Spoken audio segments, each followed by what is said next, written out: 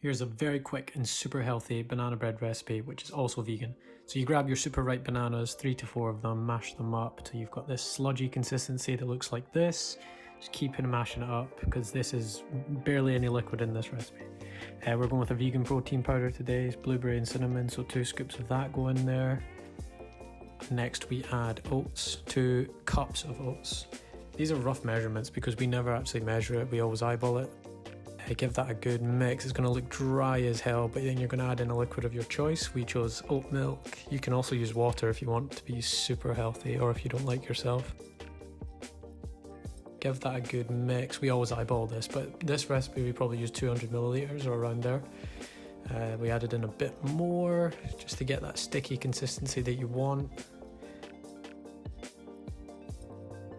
After that, we added in ground flax.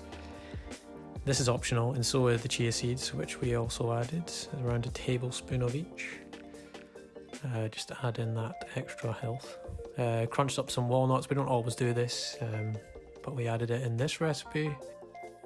Pinch of salt for extra taste. Give it a good mix. We almost forgot to add chocolate, which we added in at this point. We added in cacao powder. Cacao powder? What? Yeah, I had that. Don't know what just happened to my brain there. We buttered up the cupcake holder just so that it wouldn't stick. If you want to count calories, maybe don't use this. Maybe use parchment paper or whatever, a calorie friendly. But honestly, this recipe is so healthy that we never really worry about it. But there's me putting it in the cupcakes and then just altering the portions to make them equal. Chuck them in the oven for 15 to 25 minutes. I think we hit 20 minutes or in between 20 to 25 minutes on this one.